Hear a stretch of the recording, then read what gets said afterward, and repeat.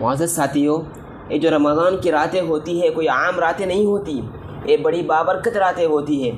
یہ بندوں کو اپنے اللہ سے قریب آنے کا ایک سنہرا موقع ہوتا ہے، اور ان راتوں کی سب سے عظیم عبادت قیام اللیل ہے، تہجد ہے۔ اللہ فرماتے ہیں وَمِنَ اللَّيْلِ فَتَحَجَّدْ بِهِ نَافِلَةً لَكَ عَسَىٰ أَن يَبْعَثَكَ رَبُّكَ مَقَامًا مَحْمُودًا۔ نبی کریم صلی اللہ علیہ وسلم سے مخاطب ہو کر کہا گیا، اور رات کے کچھ حصے میں تہجد پڑھ لیا کریں، یہ آپ کے لیے اضافی عبادت ہے، قریب ہے کہ آپ کا رب آپ کو مقام محمود تک پہنچا دے۔ معزز ناظرین، یہ کوئی معمولی عبادت نہیں ہے، یہ عبادت وہ راستہ ہے جو انسان کو بلند مقام تک پہنچاتا ہے۔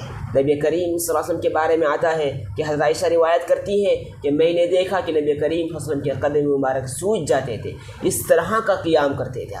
نبی کریم صلی اللہ علیہ وسلم سے پوچھا گیا، آپ اتنی مشقت کیوں اٹھاتے ہیں؟ آپ کے تو تمام گناہ پچھلے اگلے سب معاف کر دیے گئے ہیں۔ نبی کریم صلی اللہ علیہ وسلم نے فرمایا، افلا اکون عبدا شکورا، کیا میں اللہ تبارک و تعالیٰ کا شکر گزار بندہ نہ بنوں؟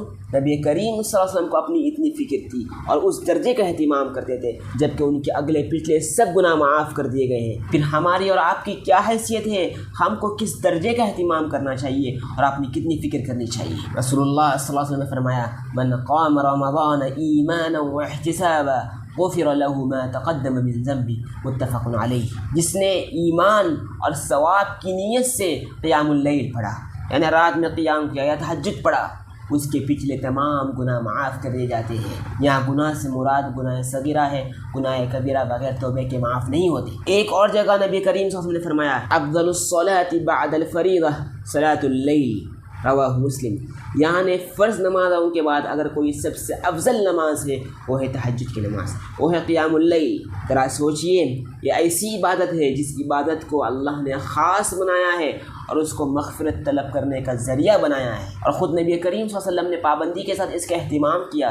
ذرا ہم سوچیں اپنے بارے میں کہ ہم راتیں کہاں گزار رہے ہیں۔ آئیے آج سے ہم وعدہ کریں کہ کم از کم رمضان میں ہم اس نماز کی پابندی کریں گے، اس لیے کہ اگر آپ رمضان میں پابندی ڈالیں گے صدق نیت کے ساتھ، سچی نیت کے ساتھ، تو یقیناً اس کا اثر باقی ایام میں رہے گا۔